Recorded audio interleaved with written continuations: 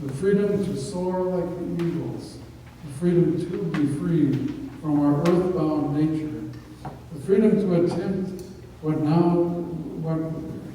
what few have the nerve to attempt.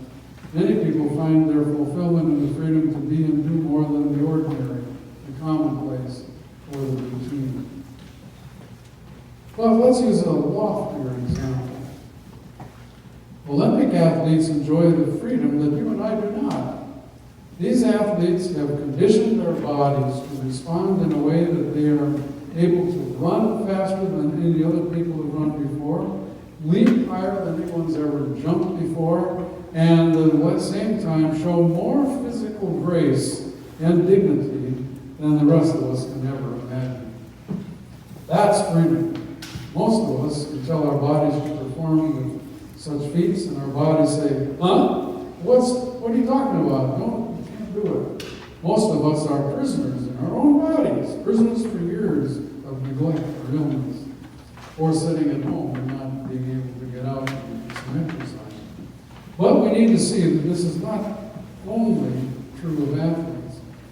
People with advanced training and ability of any kind may find this same kind of freedom. Some people spend their whole lives on one job and can't change no matter how much they believe or desire it, because that's all they've ever been trained to do. Others, on the other hand, have worked hard in school, and they've kept growing after leaving school, and they can choose from a great many jobs at a superior level of pay. Well, the advice is that young people stay in school. Go as far in school as you are able. For most people, education and ability equal freedom. If you may think leaving school gives you freedom from, well, freedom from grouchy teachers, freedom from boring assignments, or freedom from homework, but education is actually the path to freedom.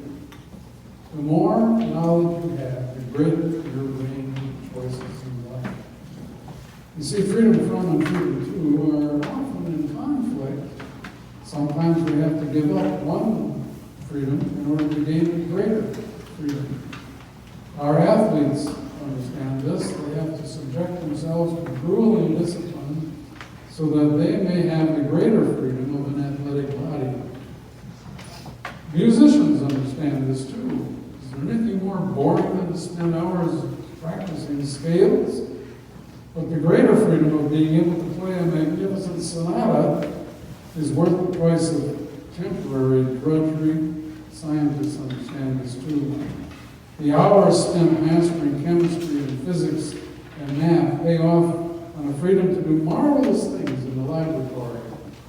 Freedom to be all we can be may mean that we deny ourselves the opportunity to be free from tasks that we might find boring and unfulfilling. That brings us to our final thought for the morning. There is a freedom in spiritual things that comes only from discipline and denial. How can we think of it?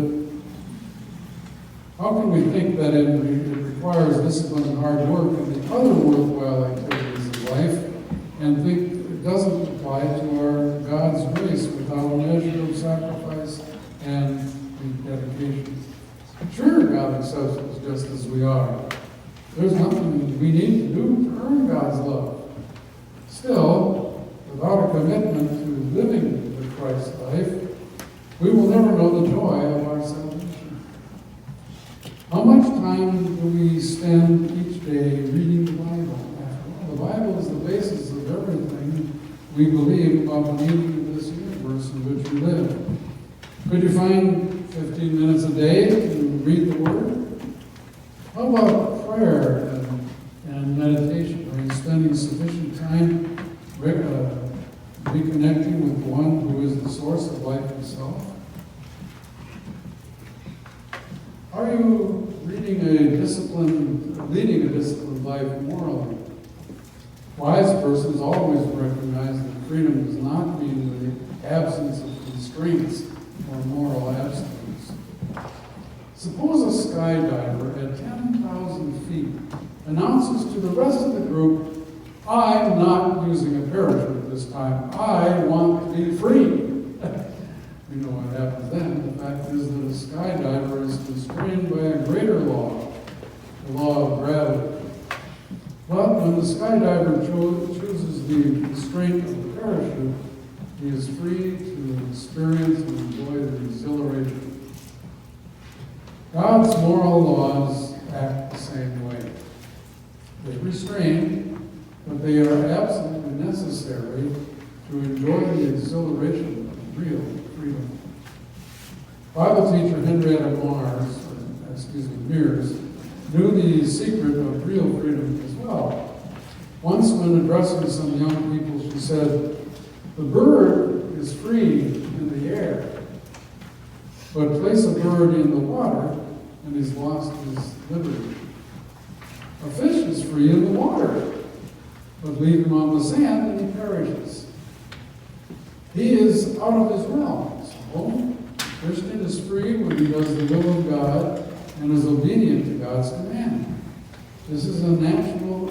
The realm for God's child is as the water is for the fish or the bird for the air. Have you discovered a real freedom in your life?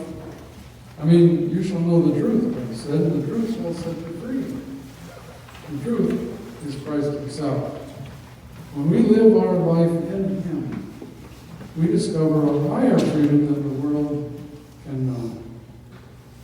There was an article in the paper some time back about an 8-year-old named Elmer Lavier Lacona. 5 months earlier, Elmer's mother had headed north from her home in Honduras to find work in the Los Angeles area of California. Elmer missed his mother so much that he set out on a journey of 2,000-mile trek to find her. He didn't reach her, but he did manage to hitchhike more than 1,000 miles and cross 2 national borders before officials found him in Guadalajara, Mexico. Elmer, who had been living with his grandmother, persuaded trucks and car drivers to give him rides and food.